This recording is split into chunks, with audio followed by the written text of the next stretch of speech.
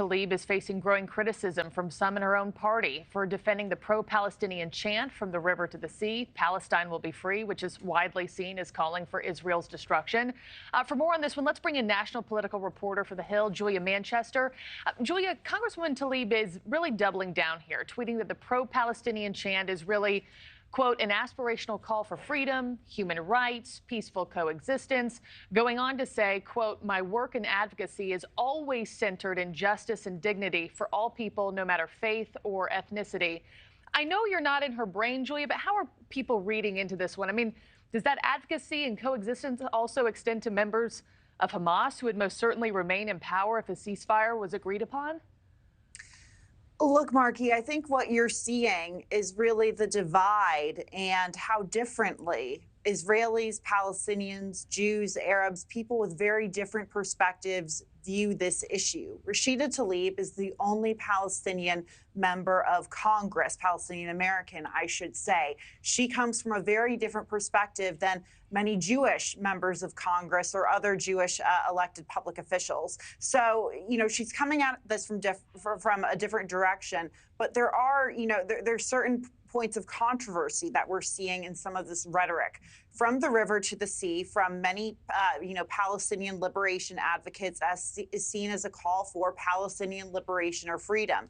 However, many Israelis and many Jews view that as a call for the annihilation of Israel and the annihilation of Jews in many cases. So this is incredibly inflammatory. The situation is so inflammatory. It's very difficult. And what you're seeing is that in many ways, this is the Democratic Party's Ukraine. You've seen that with Republicans. They're very divided over Ukraine. Yeah. But among Democrats, they're divided over this issue. And I would argue here in the United States, that issue of Israel, Palestine, the situation in the Middle East is much more volatile, much more emotional than Ukraine. And we're seeing this play out in cities across the country, in college campuses across the country.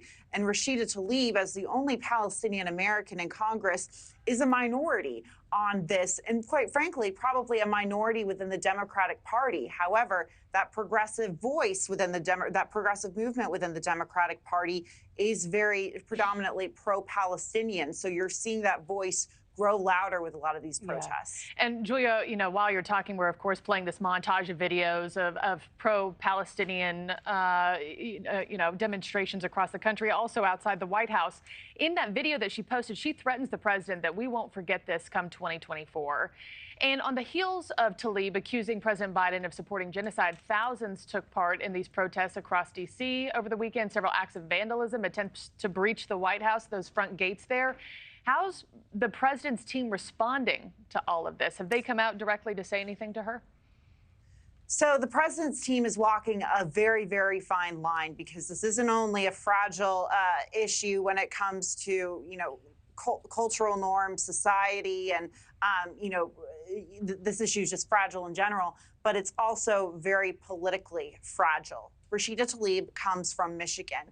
That is a swing state. It's one of the states that propelled Joe Biden to victory. It's also one of the states that propelled Donald Trump to victory in 2016. So there is a real concern that if among, Michigan's population, particularly Arab Americans living in Michigan, if they are upset with Joe Biden's response to the situation in Israel and the Palestinian territories, they won't come out to vote for him in 2024, that they'll instead stay home. It's hard to see how they would go for Donald Trump.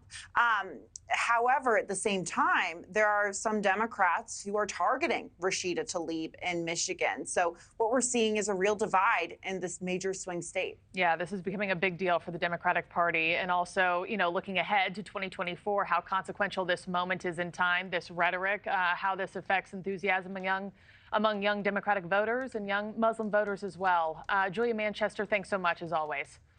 Thank you. Thank you for watching. Go to newsnationnow.com to find NewsNation on your television provider. And don't forget to click the red subscribe button below to get more of NewsNation's fact-driven, unbiased coverage.